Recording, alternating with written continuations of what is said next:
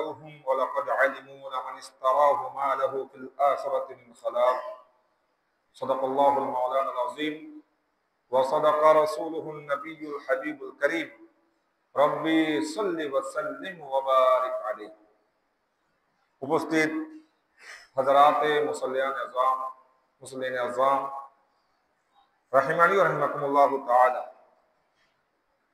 সর্বপ্রথম মহান রব্বুল আলামিনের দরবারে আলিশানে অগণিত অসংখ্য ফুরন্ত শুকরিয়া আদায় করছি। রব্বুল আলামিন পবিত্র জামাতুল উলার দ্বিতীয় জুমাদের বক্তব্য শুনিয়ে আমাদের প্রত্যেককে মসজিদে সমবেত হবার তৌফিক এবং সুযোগ দান করেছেন। সেজন্য রব্বুল আলামিনের দরবারে আলিশানে শুকরিয়া আদাতে আওয়াজ দিয়ে বলি আলহামদুলিল্লাহ। সাথে সাথে নবী করিম রউফুর রহিম সরওয়ারে কায়নাত ফখরে মওজুদাত আহমদ মুজতবা নবীজি মুহাম্মদ মুস্তাফা সাল্লাল্লাহু তাআলা আলাইহি ওয়াসাল্লামের নূরানি কদমে পাকে অগণিত অসংখ্য ফুরন্ত দুরূদ পাকের নজরানা পেশ করছি। সূরাতুল বাকারা 102 নম্বর আয়াতে পাক।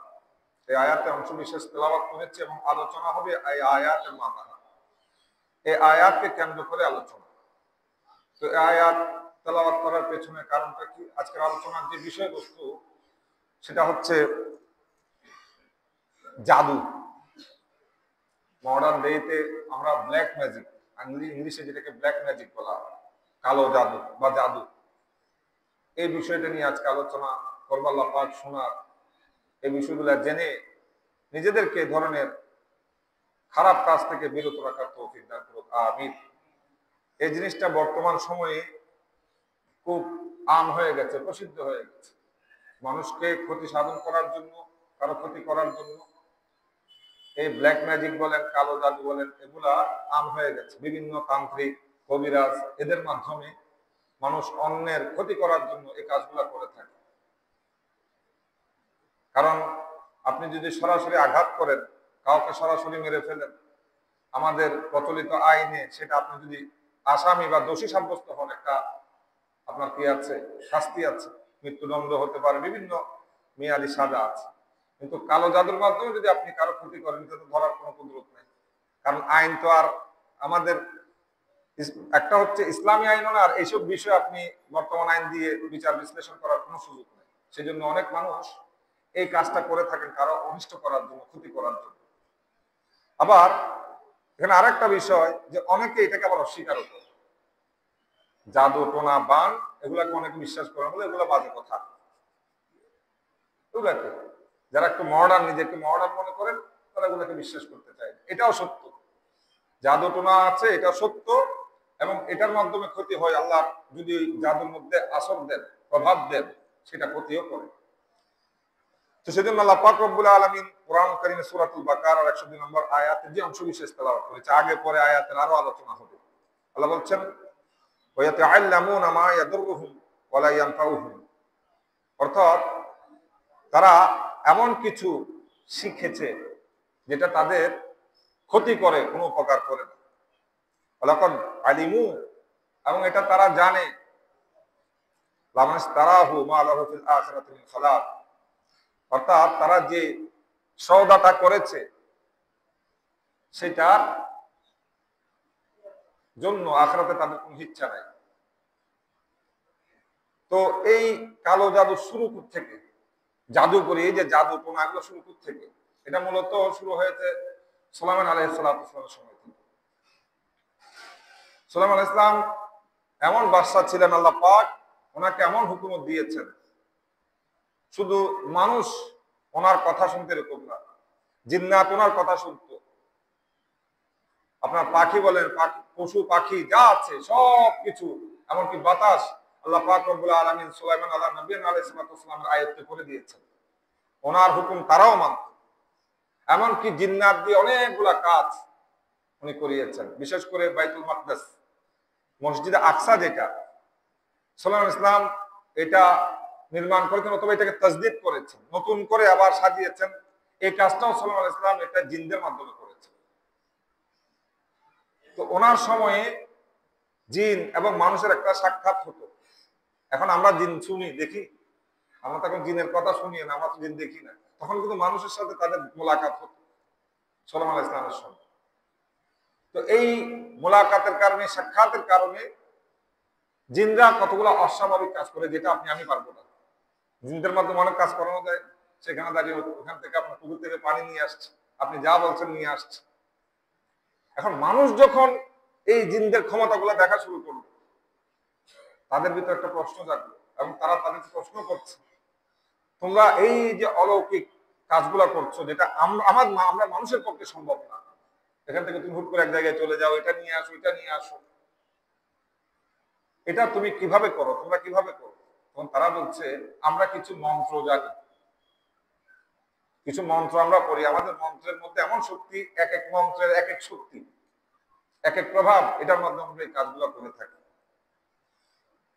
তখন শুধু তাই না, এই মানুষের সামনে থেকে হঠাৎ উদা হয়ে যাচ্ছে, জি হঠাৎ আসছে, হঠাৎ উদা হয়ে যাচ্ছে, এগুলা থেকে মানুষ এটার উপর একটা তাদের আগ্রহ জেগেছে, মতাসর হয়েছে মানুষ এগুলা নিয়ে। তখন তারা কি করেছে, এই জিনদের থেকে মন্ত্র শেখা শুরু করেছে। মানুষ মন্ত্র শিখে শিখে শুধু শিখে নেয়, এগুলো তারা লেখাও শুরু করেছে। একটা শিখে শিখে একটা এটা লিখতে লিখতে এখন কিতাব আকার হয়ে গেছে। এখন সুলাইমান ইসলামের সময় এই জাদু মন্ত্রের কিতাব, অনেকগুলা কিতাব হয়ে গেছে, মানে শুনে লিখছে এভাবে লিখতে লিখতে অনেক কিতাব হয়ে গেছে। সংবাদটা গেল সুলাইমান ইসলামের কাছে, বলে হুজুর এখন তো এই অবস্থা রাজ্যের মধ্যে, এবং তারা তাওরাত জবুর ছেড়ে দিয়ে এই মন্ত্র নিয়ে পড়ে আছে। যার কারণে প্রথমত সুলাইমান আলাইহিস সালাম জিন এবং মানুষের মোলাকাতের মধ্যে একটা পাবন্দি, অর্থাৎ নিষেধাজ্ঞা জারি করলেন, যে জিন মানুষ এখন আর এরকম দেখা করতে পারবে না, কারণ দেখা করলে সমস্যা। এরপর উনি যে সমস্ত জাদু মন্ত্রের কিতাব লেখা হয়েছে সবগুলাকে একত্রিত করে সুলাইমান আলাইহিস সালামের যে সিংহাসন, ওটার নিচে একটা বড় গর্ত করে ওখানে সব বেড়ে ফেলেছে। এই অবস্থায় এখন জাদু মন্ত্রগুলো শেষ, আর তেমন একটা প্রভাব নাই, যেহেতু পাবন্দি লাগিয়েছেন জিন আর ইনসানের মধ্যে মোলাকাতের বিষয়ে, এবং তাদের কিতাবগুলো বইগুলো মাটির নিচে। এই অবস্থায় চলছে। এখন সুলাইমান নবী আলাইহিস সালাম যখন দুনিয়া থেকে পর্দা করেন, শয়তান মানুষের সুরত নিয়ে আসলো। এখন এসে মানুষকে আস্তে আস্তে আস্তে আস্তে মিসগাইড করছে। বলে, আচ্ছা এই যে সুলাইমান ইসলামের এত ক্ষমতা, এগুলো কেমনে জানো? যে উনি বাতাসকে বললে বাতাস চলছে, পাখিকে বললে পাখির ভাষা বুঝেন, পশু পাখির ভাষা বুঝেন, উনি জিনদেরকে দিয়ে কাজ করাচ্ছেন, এই ক্ষমতা উনি কোথায় পেল জানো? বলে, উনি নাউযুবিল্লাহ বড় জাদুঘর ছিলেন, ওনার সিংহাসনের নিচে ওই জাদুই কিতাবগুলো আছে, তোমরা করলে ওগুলা, যদি তোমরা এখন ওগুলা গর্তগুলা খুলে ফেলো ওখানে পাবে। যার কারণে নাউযুবিল্লাহ মিন যালিক, সুলাইমান আলাইহিস সালাম দুনিয়া থেকে পর্দা করার পরে এই বনী ইসরাইলের মধ্যে এই কথাটা মশহুর হয়ে গেছে যে সুলাইমান ইসলাম কোনো নবী ছিলেন না, জাদুঘর ছিলেন। তো জোরে বলি না নাউযুবিল্লাহ, কোনো কি ছিলেন না, নবী না, জাদুঘর। এখন মানুষ ওই জায়গা করে, সিংহাসনের নিচে করে দেখলো কিতাব, এই বইগুলো আবার পেলো, আবার শুরু। এখন তারা তাওরাত জবুর বাদ দিয়ে এগুলা নিয়ে তারা পড়ে আছে, অর্থাৎ জাদুর মধ্যে তারা মগ্ন হয়ে গেছে। এবং সুলাইমান ইসলামের ব্যাপারটা, এই যে তারা, এই একটা কথা প্রচলিত ছিল, উনি নবী ছিলেন না, উনি জাদুঘর ছিলেন। রাসূল কারীম সাল্লাল্লাহু আলাইহি ওয়াসাল্লাম দুনিয়াতে আসার পরে আল্লাহ পাক রব্বুল আলামিন আমার নবীজির কাছে ওহীর মাধ্যমে, কোরআনুল কারীমের আয়াত নাযিলের মাধ্যমে সুলাইমান আলাইহিস সালাম কোন জাদুঘর ছিলেন না, নবী ছিলেন, এটা স্পষ্ট করে দিয়েছেন। জোরে বলি না সুবহানাল্লাহ।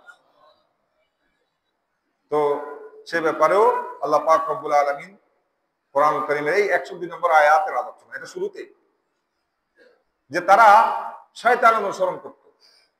জাদু এখানে দুই ধরনের হয়েছে, পরের আলোচনা আসছে। প্রথমত হচ্ছে জিনদের মাধ্যমে, জিনেরা এই জাদু মন্ত্রের কি করত, প্রশিক্ষণ নিতে বা এগুলা নিয়ে তারা চর্চা করত, তাদের মাধ্যমে জাদু ছড়িয়েছে, এটা এক নম্বর। দ্বিতীয় বিষয় আসার আগেই যে শুরুতে যেটা বলছিলাম, যে তারা তাবাউ মা তাতলু শায়াতিন ওয়া আলা মুলকি সুলাইমান, সুলাইমান ইসলামের রাজ্যের মধ্যে শয়তান তাদেরকে যা পড়াতো মানুষ ওইটার অনুসরণ করত। সেখানে তাদেরকে তাওরাত জবরের কথা বললে তারা বিশ্বাস করতো না, বলে না আমরা এটা মানবো না, বলে কেন, এটা জিবরিল আনছে, এটা আমরা মানি না। কিন্তু শয়তান যেটা বলতো সেটা তারা মেনে নিত, এবং তারা এই জাদুকরিটাকে নাউযুবিল্লাহি মিন যালিক সুলাইমান ইসলামের দিকে নিসবত করেছেন। আল্লাহ সুলাইমান ইসলামের পক্ষে এই আয়াতে পাকের অংশ নাযিল করে স্পষ্ট করে দিয়েছেন, ওমা কাফারা সুলাইমান, বলে সুলাইমান ইসলাম কুফরি করেন নাই। কারণ তারা যে জাদুকরিগুলো করছে এগুলো হচ্ছে কুফরি কালাম, জিনদের থেকে যেগুলো শিখেছে এগুলা ওই যে কিতাব আকারে লিপিবদ্ধ করেছে এগুলো সব কুফরি কালাম, বর্তমানে এগুলো আছে। খবরদার, আমরা মুসলমান এই বিষয়গুলো আসলে বর্তমান সময়ে আলোচনার বেশি প্রয়োজন। আমরা অনেকে এই বিষয়গুলো জানি না, আরেকজনের ক্ষতি করতে গিয়ে আমি যে বেঈমান হয়ে যাচ্ছি এটা আমি নিজেও জানি না। বলে আমি আর কিছু চাই না, আপনি যা ইচ্ছা তা করেন, আমি চাই তার ক্ষতি, সেজন্য দুনিয়া থেকে চলে যায়। তো যার মাধ্যমে করাচ্ছে সে কোনো কোরআন হাদিস দিয়ে করা, কোরআন হাদিসের আয়াত, কোরআনের আয়াত হাদিস শরীফ দিয়ে করছে না, কুফরি কালাম দিয়ে করছে। আলাইয়াজ বিল্লাহ, আমি এরকম একজন থেকে শুনেছি তারা নাকি আহলে বাইত রাসূলের উপর এত বাজে বাজে, ফাতেমা জাহরা রাদিয়াল্লাহু তাআলা আনহার উপর এত বাজে বাজে কথা বলে, কুফরি এই তাবিজগুলা জাদু করার সময় মুখে আনা যাবে। তো এখন আল্লাহ বলছেন সুলাইমান কুফরি করে নাই, ওয়ালাকিন্না শায়াতিন কাফারু, শয়তানরা কুফরি করেছে। ইউআল্লিমুনান নাস আস-সিহরা, বলে শয়তানরা, শয়তানি মানুষকে জাদু শিক্ষা দিয়েছে, সেই কুফরি করেছে। সুলাইমান আলাইহিস সালাম কুফরি করেন না, কুফরি তো দূরের কথা, ওনার জবান দিয়ে কালিমায়ে কুফরি কখনো বের হয় না, কারণ উনি তো নবী, নবীর জবান দিয়ে তো কালিমায়ে কুফর বের হওয়াটা অসম্ভব বিষয়। আল্লাহ পাক ওনার এই বিষয়টা ক্লিয়ার করে দিয়েছেন। তাহলে ওনার সময়ে জিন্নাত, যারা জিন ছিল তাদের মধ্যে মন্ত্র, কুফরি কালাম, মন্ত্রতন্ত্র দিয়ে জাদুর একটা প্রচলন ওখান থেকে শুরু। দ্বিতীয়ত ইরাকের বাবেল শহর, এটা আল্লাহ আয়াতের অংশ, এগুলো সব সূরা বাকারার 102 নম্বর আয়াতের আলোচনা হচ্ছে। ওয়া মা উনজিলা আলাল মালাকাইন বিবাবিলা হারুত ওয়া মারুত। এরপরে কি থেকে এসেছে? ওয়া উনজিলা আলাল মালাকাইন, দুইজন ফেরেশতার উপরে জাদুর জ্ঞান তাদেরকে দেওয়া হয়েছে। কোথায়? বেবাবেলা, ওই বাবেল শহরে। তারা কি? হারুত ওয়া মারুত।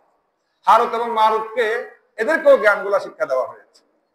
এখন তাফসীরে বিশেষ করে নাইমি মধ্যে আল্লামা মুফতি আহমদ ইয়ারফান নাইমি রাহমাতুল্লাহ আলাইহি এই বিষয়গুলা, এই যে ফেরেশতারা মানুষকে কি করতেন, শিক্ষা দেওয়ার আগে বলে দিতেন যে এটা কি, এটা কুফর, এটা করবে না। তারা শিক্ষা দিত, কিন্তু শিক্ষা দেওয়ার আগে কি করে দিত? ওয়ামা ইউআল্লিমানি মিন আহাদিন হাত্তা ইয়াকুলা। এই হারুত মারুত মানুষকে জাদু সরাসরি শিক্ষা দিত না। কি করতো? ওয়ামা ইউআল্লিমান, তারা শিক্ষা দিত না মিন আহাদিন, তাদের মধ্যে কেউ, হাত্তা ইয়াকুলা, যতক্ষণ না তারা এটা বলতেন নাহনু ইন্নামা নাহনু ফিতনাতুন, আমরা হচ্ছি পরীক্ষা, এখানে ফিতনা মানে পরীক্ষা। ফালা তাকফুর, তোমরা কুফরি করবে না।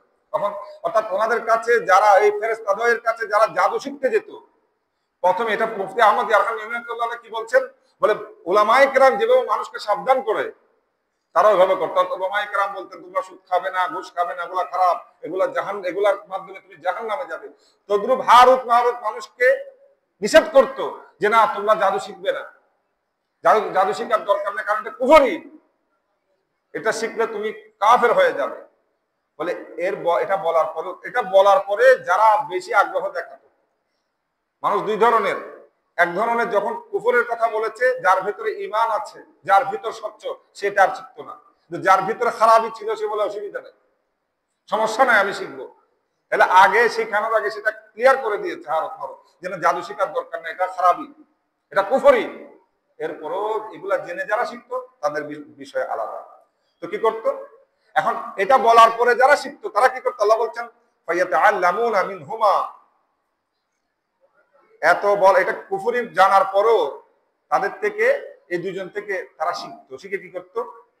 মা ইফাররিকুনা বিহি বাইনাল মারই ওয়া যাওজিহি, স্বামী স্ত্রীর মধ্যে ঝগড়া লাগিয়ে দিত। হারুত মারুত থেকে জাদু শিখতো, জাদুটা শিখে এটার মাধ্যমে স্বামী স্ত্রীর মধ্যে ঝগড়া লাগিয়ে দিত। তাহলে এই যে জাদু শুরুয়াতটা, এখন জাদু কোথেকে আসলো? এটার ইতিহাস হচ্ছে সুলাইমান আলাইহিস সালামের সময় জিনদের মাধ্যমে, ওই দুইজন ফেরেশতা হারুত এবং মারুতের মাধ্যমে, এই তখন থেকেই শুরু। এটা চলছে, চলতেই থাকবে।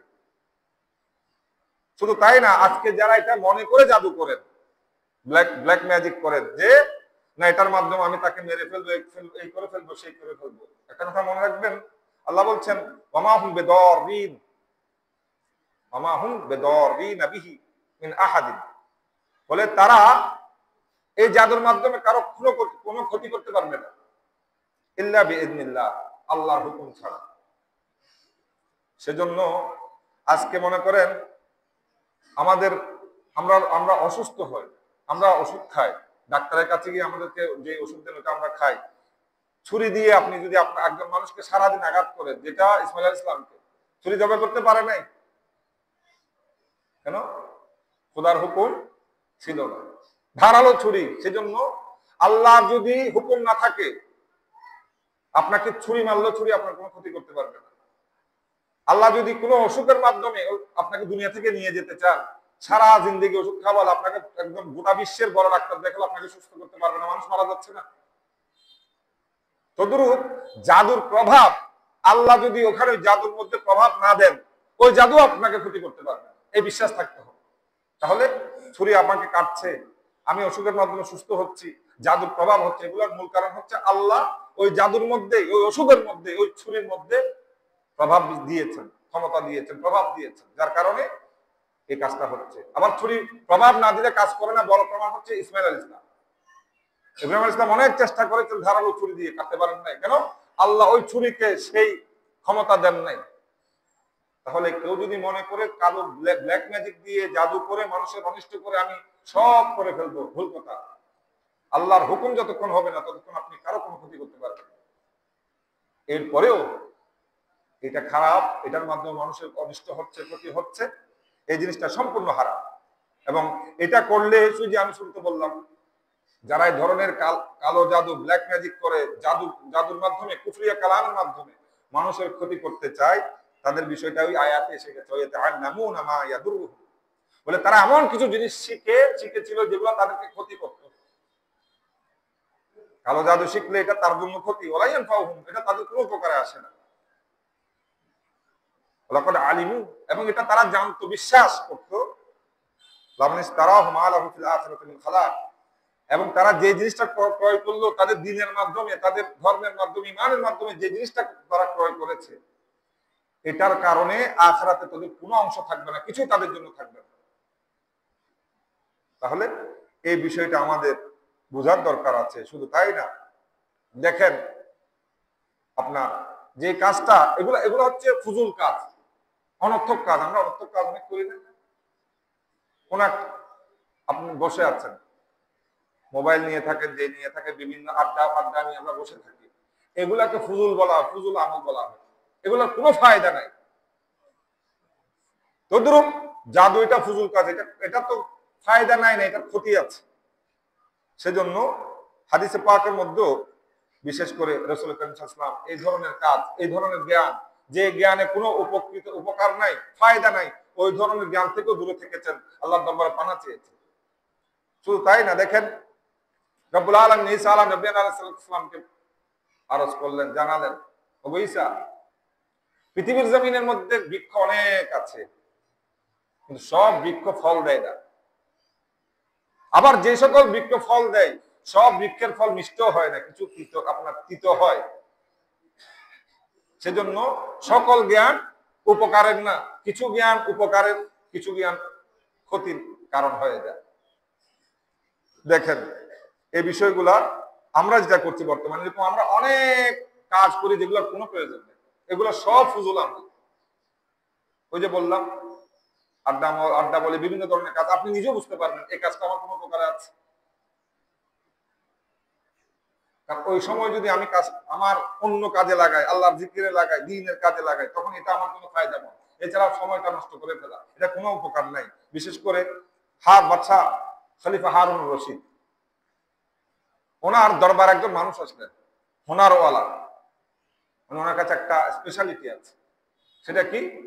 উনি মাটির মধ্যে সুই গেতে দূর থেকে আরেকটা সুই যখন সেই সুইয়ের উপর মারতেন, সুইয়ের একটা কি থাকে না, ছিদ্র থাকে না, এই সুইটা ওই ছিদ্র দিয়ে বের হয়ে যায়। এটা অনেক বড় একটা স্পেশালিটি না তার? সেটা আমরা পারবো না। তো সে যখন এভাবে সুই মাটিতে গেড়ে আরেকটা মারলো, ওটা ছিদ্র দিয়ে বের হয়ে গেল, সবাই খুশি। বাদশাহ খলিফা হারুনুর রশিদ তাকে 10টা দিনার দিলেন, ঘোষণা দিলেন, একে 10টা দিনারও দাও, বলে আবার 10টা দররা মারো। এখন সবাই হয়রান, খলিফা কি ব্যাপার, তার যে হোনার, এটা দেখে তো আমরা আশ্চর্য হলাম। তাকে 10 দিনার দিয়েছেন, এটা ঠিক আছে, আবার 10 দোররা কেন? বলে গুণটার পিছনে হিকমত আছে। 10 দিনার দিয়েছি তার যে হোনার, তার যে স্পেশালিটি, এটার জন্য। অর্থাৎ সে মেধা খাটিয়ে কাজটা করেছে। আর 10 দোররা কেন? বলে সে তার মেধাকে ভালো কাজে লাগাই নাই, অনর্থক কাজে লাগিয়েছে। এটা কোনো কাজের কাজ না তো। সুইয়ের মধ্যে, সুইয়ের ছিদ্রের মধ্যে আর একটা সুই ঢুকিয়ে আপনার পেট পার করে দেওয়া, এই সময়টা অন্য কাজেও লাগাতে পারতো। এই মেধাটা সে অন্য কাজেও লাগাতে পারতো, ভালো কাজে লাগাতে পারতো। যার কারণে তাকে আমি 10 দিনার দিলাম হোনারের জন্য, আর 10 দোররা দিলাম এই ফুজুল কাজের জন্য। তাহলে আমাদেরকে চিন্তা করতে হবে আমাদের কাজটা দ্বীনের সাথে যায় কিনা, অনর্থক কোনো কাজ করছি কিনা। আমরা সবাই অনর্থক কাজের মধ্যে আছি, সবাই আছে। সেজন্য রাসূল করিম সাল্লাল্লাহু আলাইহি ওয়াসাল্লাম এই বিষয়টা থেকে বারবার নিষেধ করেছেন। আল্লাহ দোয়া করেছেন, আল্লাহুম্মা ইন্নী আউযু বিকা মিন ইলমিন লা ইয়ানফাউ। আল্লাহ ওই ধরনের জ্ঞান থেকে আপনার কাছে পানা চাই, আশ্রয় চাই, যে জ্ঞান আমাকে কোনো উপকার দেবে না। বর্তমানে আমরা ওই ধরনের জ্ঞান নিয়েই ব্যস্ত। এভাবে অনেকগুলো হাদিসে পাক। এরপর বলছেন সাল্লাল্লাহু ইলমান নাফিআ। নবী বলছেন আল্লাহর কাছে যে জ্ঞান উপকারী, ওই জ্ঞানটা আল্লাহর কাছে চাও। এবং যে জ্ঞান তোমার উপকার আসবে না, ওই জ্ঞানের জন্য আল্লাহর কাছে পানা চাও। আল্লাহ আমাকে ওই জ্ঞান দিয়েন না যে জ্ঞান আমার উপকার আসবে না, আমাকে ওই জ্ঞান দান করেন যে জ্ঞান আমি যদি অর্জন করি এটা আমার দুনিয়া আখিরাত আমার জন্য ফায়দামন্দ হবে। এভাবে রাসূল করিম সাল্লাল্লাহু আলাইহি ওয়াসাল্লাম আমাদেরকে শিখিয়েছেন। তাহলে জাদু এটা তো ভালো জ্ঞান না, জাদু শেখে এটা ভালো জ্ঞান না, এটা খারাপ জ্ঞান। এটার মাধ্যমে আমার দুনিয়া আখিরাত বরবাদ হয়ে যাবে। শুধু তাই না, জাদু যে করে, যে করায়, কথাটা একটু মনোযোগ দিয়ে শুনেন। যে করে, প্রথমত জাদু, এই যে ব্ল্যাক ম্যাজিক যেটা বলছে, এগুলো করা হারাম, গুনাহে কবিরা। এবং এটার মধ্যে যদি কুফরিয়া কালাম অ্যাড হয়ে যায়, তাহলে যে করবে সে তো কাফের। সেজন্য এরকম তান্ত্রিক গুলো অধিকাংশই কাফের। দেখবেন এখন অনেকগুলা পোস্টার দেখেন রাস্তায় রাস্তায় লাগানো, অমুক তান্ত্রিক, অমুক তান্ত্রিক, কি কামরূপ কামাক্কা, বিভিন্ন ধরনের আপনার মানুষকে খুশি করার জন্য লিখে কি দেয়, বিবাহ সংসারে অশান্তি, এই অনেক ধরনের কথাগুলা লেখা থাকে। তার কাছে গেলে সে সবকিছু সমাধান করে দেবে। এই আজকের আলোচনাটা একটু মনোযোগ দিয়ে আমাদের শোনা দরকার আছে। কারণ ওই ব্যক্তির ঈমান নাই। কারণ প্রথমত সে কুফরি কালাম করছে, দ্বিতীয়ত যারা এখানে গিয়ে এটা করবে এবং এটাকে বিশ্বাস করবে যে না কাজটা ভালো, সেও দায়রা ইসলাম থেকে খারেজ হয়ে যাবে, তার ঈমানও শেষ। যে করবে তার ঈমান তো নাই, সে নিজেও জানে। যদি বললাম আলিমু, আল্লাহ বলছেন কদ আলিমু, এটা তারা জানে। এবং যে কুফরি কালাম করছে সেও জানে যে তার ঈমান নাই। কারণ আহলে বাইত রাসূল ফাতেমা জাহরা রাদিয়াল্লাহু তাআলা আনহার শানে যখন আপনি অশ্লীল কথা বলবেন, ঈমান আর আছে? সে নিজেও জানে। কিন্তু আমি যখন গিয়ে তার থেকে ফায়দা নেওয়ার জন্য এই কাজগুলা করব, এটা বিশ্বাস করে আমারই মানুষ শেষ। সেজন্য জ্যোতিষবিদ্যা, তারপরে এই ধরনের জাদুবিদ্যা, এগুলো থেকে দূরে থাকতে হবে। কোনো জ্যোতিষীর কাছে যাওয়া যাবে না। জ্যোতিষীর কাছে গিয়ে আপনি বলেন, জ্যোতিষী বলবে আপনার এই হবে সে হবে, এটাও শরীয়তের মধ্যে জায়েজ। তাহলে আজকে আমাদের সমাজের মধ্যে এগুলা কিন্তু ছড়িয়ে গেছে। এটার একটা দেখেন ঈমান চলে যাওয়ার বড় একটা প্রমাণ। দেখেন এক মহিলা আপনার আয়েশা সিদ্দিকা রাদিয়াল্লাহু তাআলা আনহার কাছে আসলেন, মানে আমার নবীজির কাছে এসেছেন। মূলত নবীজি দুনিয়া থেকে পর্দা করেছেন। উনি মানে আহজার কান্না করছেন, এত বেশি কান্না করছেন। তো আয়েশা সিদ্দিকা রাদিয়াল্লাহু তাআলা আনহা কান্না দেখে ওনার মনে কি হয়ে গেল, মন ব্যথিত হয়ে গেল। জিজ্ঞেস করলেন কেন কান্না করছেন? বলে মূলত আমি আমার নবীজির কাছে এসেছি। কেন? বলে আমার স্বামী হারিয়ে গেছে। স্বামী হারিয়ে যাওয়ার পরে আমি এক বৃদ্ধর সাথে যোগাযোগ করলাম, মানে এই জাদুর বিষয়গুলো নিয়ে। তখন ওই বৃদ্ধ আমাকে একটা ওই বাবেল শহরে বলে 2 জন ব্যক্তির ব্যাপারে আমাকে বললো। বলে ওই বৃদ্ধ আমাকে নিয়ে ওই বাবেল শহরের 2 জন ব্যক্তির কাছে নিয়ে গেলেন। যেহেতু আমার স্বামী আমার থেকে হারিয়ে গেছে, তখন 2 জন ব্যক্তি ওখানে আছে, তাদের কাছে নিয়ে গিয়ে আমাকে ওখানে রাখলেন। তো এখন তারা বলছে যে এখন আমি জাদু শিখবো। যারা তাদের মতো বললে যে জাদু এগুলো ভালো জিনিস না, খারাপ জিনিস, শিখবো, সমস্যা নেই। তখন তারা তাকে একটা আপনার চুলা দেখিয়েছেন। চুলা দেখিয়ে বলে ওই চুলার মধ্যে গিয়ে প্রস্রাব করে আসো, মহিলাকে বলছে। তো মহিলা তাদের কথা মতো গিয়ে চুলাতে প্রস্রাব করছে। প্রস্রাব করার পরে মহিলা বলে আমি দেখলাম আমার সিনা থেকে একটা আলো বের হয়ে আকাশের দিকে গিয়ে মিলিয়ে গেছে। আমি দেখছি সিনা থেকে একটা আলো বের হচ্ছে এখন ওইটা যখন সে দেখলো, গিয়ে তাদের কাছে বললো যে আমি তো এরকম একটা জিনিস দেখলাম। বলে তুমি যেটা দেখেছো আলো নয়, এটা তোমার ইমান বের হয়ে গেছে। এখন তুমি জাদুবিদ্যায় মাহের হয়ে গেছো, তোমার মেহারত হাসিল হয়েছে, এখন তুমি যা ইচ্ছা তাই করতে পারো। তো মহিলা বলছে যে আমি এত বেশি মাহের হয়েছি, এত বেশি যোগ্য হয়েছি, আমার এত ক্ষমতা ছিল যে আমি মাটির মধ্যে কোনো একটা দানা রোপণ করে সেটাকে যদি বের হয়ে যেতে বলতাম ফুল ফলের ওটা ওই দানাটা ঢুকে ওইটা সাথে সাথে বের হয়ে এটা কি হয়ে যেত, আপনার গম হয়ে যেত, গম থেকে আটা পর্যন্ত হয়ে যেত, এরকম ক্ষমতা আমি পেয়েছি। কিন্তু আমার স্মরণ হলো আমার তো ইমান চলে গেছে। এখন আমি আফসোস করতে করতে শেষ।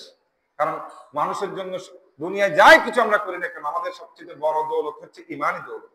যার কারণে ওই মহিলা দৌলত, আমি আমার নবীদের কাছে ওই কারণেই আসলাম যে আমি এখন কি করব। বল নবীজি তো দুনিয়াতে এখন নাই, উনি তো পর্দা করেছে। তখন বলে আপনি সাহাবায়ে কেরামের কাছে যান। সাহাবায়ে কেরামের কাছে যখন গেছেন, বলে আপনি এই যে কাজটা করেছেন এটা ছেড়ে দেন, তওবা তো করবেন, কাজটা ছেড়ে আপনার মা বাবা বেঁচে থাকলে তাদের খেদমত করেন।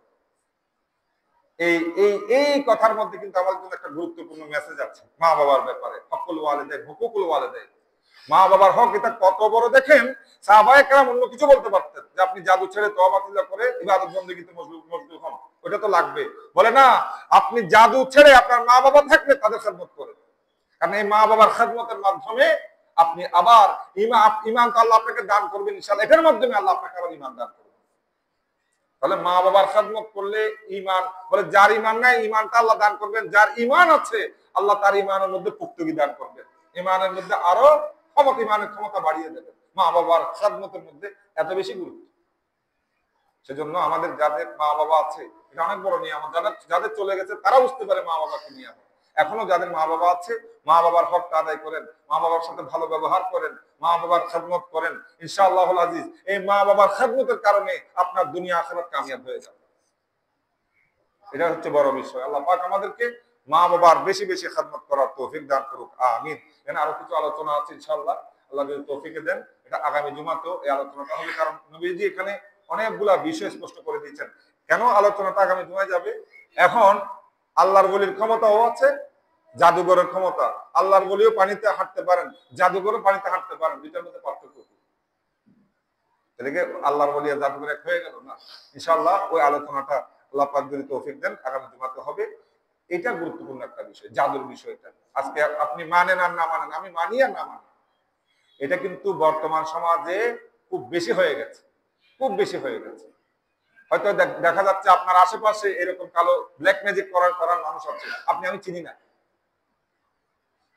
না হলে এত তান্ত্রিকের পোস্টার আসে থেকে? যদি এই কাজটা নাই হয়, দিন দিন তান্ত্রিকদের সংখ্যা বেড়ে যাচ্ছে।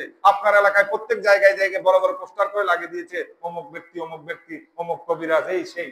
এগুলো কেন হচ্ছে? এগুলো হওয়ার কারণ আমাদের ভিতরে অনেকে কিসের জন্য যাচ্ছি, ওই যে বললাম তাদের থেকে ফায়দা নেওয়ার জন্য যাচ্ছি, এটাও কিন্তু জায়েজ না। ওটা বিশ্বাস করে গেলে ইমান চলে যাবে। সেই জন্য আমি মনে করি আজকের আলোচনাটা আমাদের জন্য খুবই গুরুত্বপূর্ণ। এবং আগামী জুমাতে ইনশাআল্লাহ বাকি আলোচনা হবে। আল্লাহ পাক যা শুনেছি এগুলোর উপর আমল করে এই ধরনের কাজ থেকে, গর্হিত কাজ থেকে আমাদেরকে দূরে থাকার তৌফিক দান করুক, আমিন। এরপরে নামাজের মধ্যে আমরা যখন